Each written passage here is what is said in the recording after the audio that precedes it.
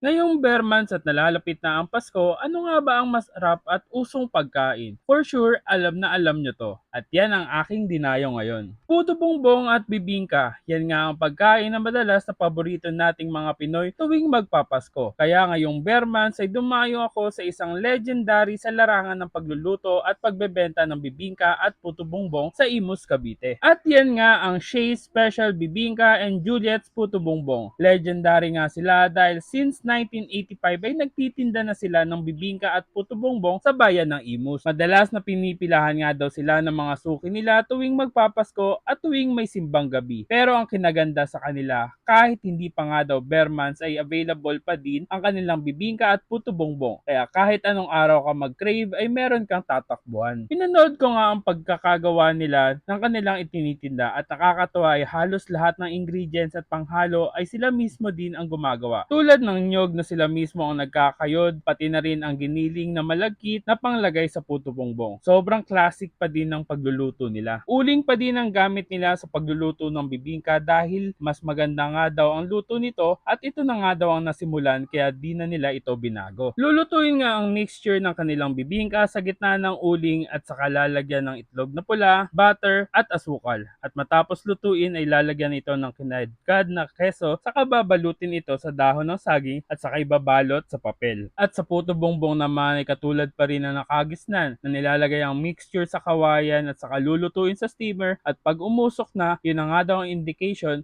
na luto na ito. Saka ito lalagyan ng butter at ibabalot ng saging. Hinihiwalay na din nila ang nyog para nga daw di masira agad ang puto bongbong at may mga customer din kasi na ayaw nito. Bukod nga sa special bibingka at puto bongbong ay meron pa sila ditong ibang variants like super bibingka at jumbo bibingka. Meron din silang puto bongbong with cheese at puto bongbong with cheese and condensed. Patatagalin ko pa ba? Aba, tara tikman na natin ito. Ilagyan ko muna ng paldo at nyog ang puto bongbong at eto, tikman na natin. Ito yung regular puto bongbong nila. Kaya ano pa bang gagawin natin? Tikman na natin. The perfect bite, guys.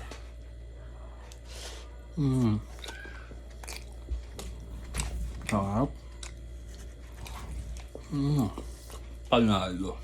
Sobrang classic ng lasa talaga ng puto bongbong. Bare months na. Kain tayo. At ito naman guys, yung special bibingka. So naging special siya dahil meron siyang itlog na pula. So bakbaka na. So ito may asukal, may cheese, tsaka may itlog na pula. Kain tayo guys.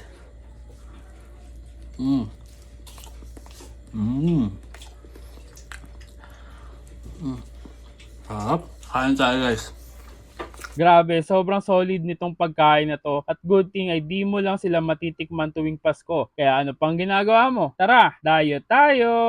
At located nga ang legendary bibingka at puto bongbong sa Imus sa 12 Castañeda Street, Poblacion 2A, Imus, Cavite and open sila araw-araw from 1 p.m. to 9 p.m. Kaya wag nang mag-antay ng December para matikman ang puto bongbong at bibingka at isang legendary na naman na pagkain ng ating nadayo ngayon sa Imus. I hope that I satisfy your cravings. Salamat sa pagsama sa pagdayo at kita-kit sa susunod namin na dadayuhin kung saan may masarap, mura at kakaibang kainan.